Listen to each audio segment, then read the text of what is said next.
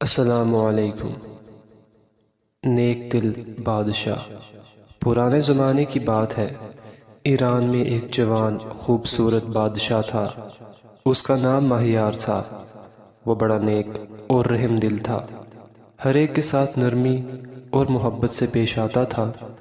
رعیت اس سے بڑی خوش تھی۔ ایک دن اس نے خواب میں ایک بوڑھے آدمی کو دیکھا۔ بوڑھے آدمی نے اس سے کہا، دیکھو، اگر تم اپنی بہتری چاہتے ہو تو پورے 1 سال کے لیے اپنا تخت و تاج چھوڑ کر کہیں دور چلے جاؤ، اور اس طرح سے جاؤ کہ کوئی تمہیں پہچان نہ سکے۔ سادہ فقیرانہ لباس پہنو اور خالی ہاتھ جاؤ۔ بادشاہ یہ خواب دیکھ کر پریشان ہوا، لیکن تھوڑی دیر کے بعد جب اس کی آنکھ لگی تو اس نے پھر یہی خواب دیکھا۔ 3 مرتبہ ایسا ہی ہوا۔ بادشاہ خوابوں کو سچ سمجھتا تھا، اس لیے اس نے صبح اٹھتے ہی یہ فیصلہ کر لیا کہ تخت و تاج اور شاہی خزانہ چھوڑ کر چلا جائے۔ اب سوال یہ تھا کہ سلطنت کا کام کس کے سپرد کر کے جائے۔ بادشاہ کے 2 وزیر تھے، ان میں ایک کا نام خرم تھا۔ یہ وزیر بڑا دانا اور سلطنت اور حکومت کے کاموں کو خوب سمجھتا تھا۔ بادشاہ کو ہمیشہ نیک مشورے دیا کرتا تھا۔ اگر کسی وقت بادشاہ کوئی غلط کام کرنا چاہتا تو وہ اسے فوراً روک دیتا تھا۔ دوسرا وزیر بڑا خوش آمدی تھا، اس کا کام بادشاہ کی تعریف ہی کرنا تھا۔ بادشاہ دل میں اس وزیر کو زیادہ مخلص اور خیرخواہ سمجھتا تھا۔ بادشاہ نے دل میں فیصلہ کیا کہ اس خوش آمدی وزیر کو اپنی جگہ تخت پر بٹھا دے، لیکن رات کو اس بوڑھے بزرگ آدمی نے خواب میں آ کر بادشاہ سے کہا، خرم کو اپنا جانشین بناؤ۔ بادشاہ کو چاروں ناچار یہی کرنا پڑا۔ خرم کو بلا کر ساری بات سنا دی اور سلطنت کا سارا کام اس کے سپرد کر دیا۔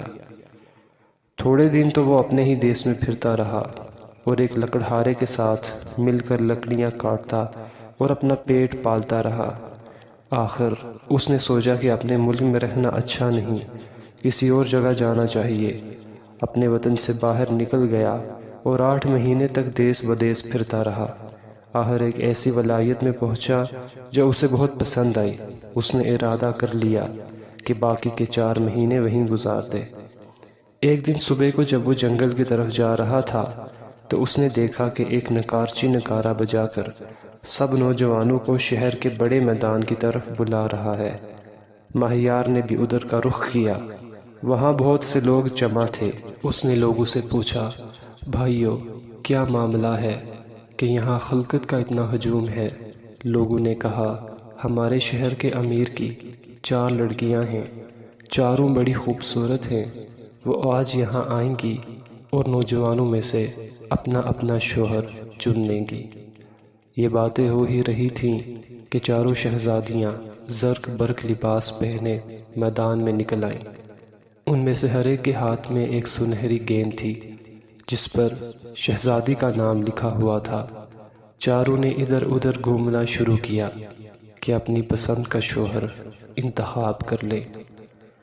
بڑی لڑکی نے اپنی گیند وزیر کے بیٹے کی طرف پھینکی، دوسری نے ایک دولت مند سوداگر لڑکے کی طرف، اور تیسری نے سرکاری خزانچی کے بیٹے کی طرف۔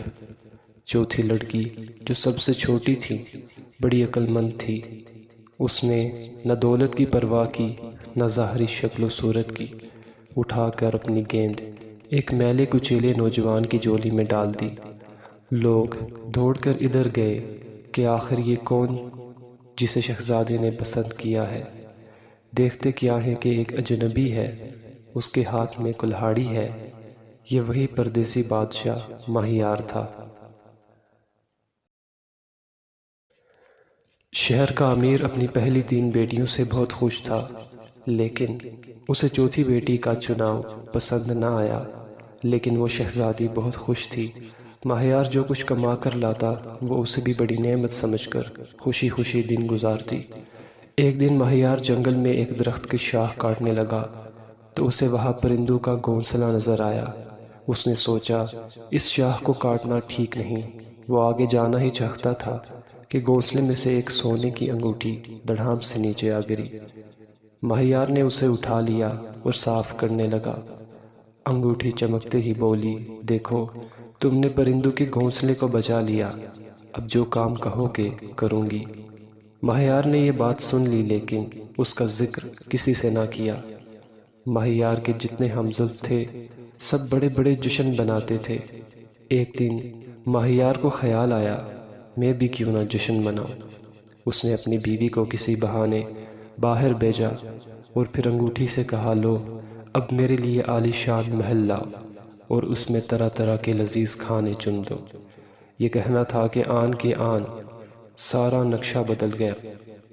ماہیار کی بیوی یہ نقشہ دیکھ کر دنگ رہ گئی۔ ماہیار نے منہ پر انگلی رکھ کر کہا، خاموش۔ شہر کا امیر، اس کی لڑکیاں اور ان کے شوہر سب ہی یہ ٹھاٹھ دیکھ کر حیران تھے، اور ماہیار کا سلیقہ اور انتظام دیکھ کر سب عش عش کرنے لگے۔ سوچتے تھے کہ یہ تمام خوبیاں گوار سے آدمی میں کیسے آ گئی۔ انہیں کیا معلوم تھا کہ ماہیار لکڑہارا نہیں، بادشاہ ہے۔ یہ راز تو اس نے اپنی بیوی کو بھی نہیں بتایا تھا۔ اتفاق سے شہر کے امیر کو اطلاع ملی کہ ایک ہمسایہ ملک کا بادشاہ مہمان بن کر اس کے دیس میں آ رہا ہے۔ امیر نے سوچا کہ اس کی مہمانداری کے لیے ماہیار سے بہتر اور کوئی نہیں ہو سکتا۔ ماہیار کو بلا کر یہ کام اس کے سپرد کیا۔ ماہیار نے باخوشی منظور کر لیا۔ مہمان بادشاہ تشریف لائے۔ ماہیار نے بڑھ کر استقبال کیا، لیکن مہمان بادشاہ کی نظر جوں ہی ماہیار پر پڑی اس نے فوراً اس کے قدم چوم لیے۔ یہ مہمان بادشاہ دراصل خرم تھا، اس کا وزیر۔ شہر کا امیر اور اس کے وزیر سب وہاں موجود تھے۔ ماہیار کا راز سب پر کھل گیا۔ شہر کا امیر بھی آگے بڑھ کر ادا بجا لایا۔ ماہیار کی بیوی کی خوشی کی تو انتہا ہی نہ تھی۔ اب سفر کا سال بھی گزر چکا تھا۔ ماہیار بڑے ٹھاٹھ سے اپنے وزیر خرم کے ساتھ ساتھ اپنے دیس کو لوٹا اور چلتی دفعہ انگوٹھی اپنے سسر شہر کے امیر کو بطور تحفہ دے گیا۔ اسے اپنے تخت پر بیٹھے ہوئے چند روز ہی ہوئے تھے کہ ایک قاصد وہی انگوٹھی لے کر حاضر ہوا اور ادا بجا لا کر کہنے لگا، حضور، ہمارے شہر کے امیر نے یہ انگوٹھی شکریہ کے ساتھ واپس کر دی ہے، کیونکہ یہ انگوٹھی گمسم رہتی ہے، اس کا کہا نہیں مانتی۔ آپ ہی کو مبارک ہو۔